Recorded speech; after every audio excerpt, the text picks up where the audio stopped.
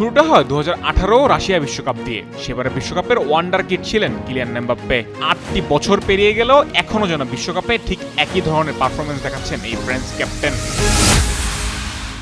2018 বিশ্বকাপে করেছিলেন 7 ম্যাচে 4 গোল, জিতেছেন বিশ্বকাপ। সেই সাথে হয়েছিলেন টুর্নামেন্টের সেরা তরুণ খেলোয়াড়ও। সেই থেকে এমবাপ্পের উত্থান যা আজও থামেনি। 2022 বিশ্বকাপে করেছেন দুর্দান্ত পারফর্ম। 7 ম্যাচে 8 গোলের সাথে ছিল 2টি অ্যাসিস্টও। তবে নিজের ক্যারিয়ারের সেরা ম্যাচটি বোধহয় খেলেছিলেন সেবার বিশ্বকাপের ফাইনালে। হ্যাটট্রিক করেও সেদিন দলকে জেতাতে পারেননি রিয়াল মাদ্রিদের এই ফরওয়ার্ড।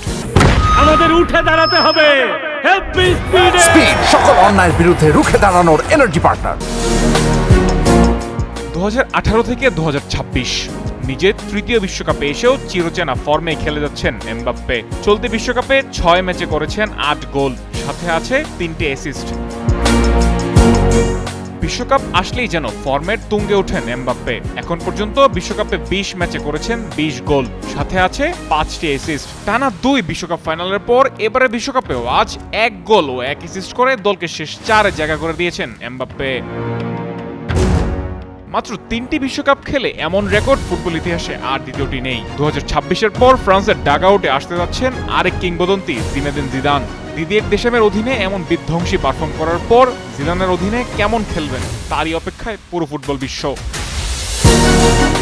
সাইম আলভি, যুগান্তর স্পোর্টস।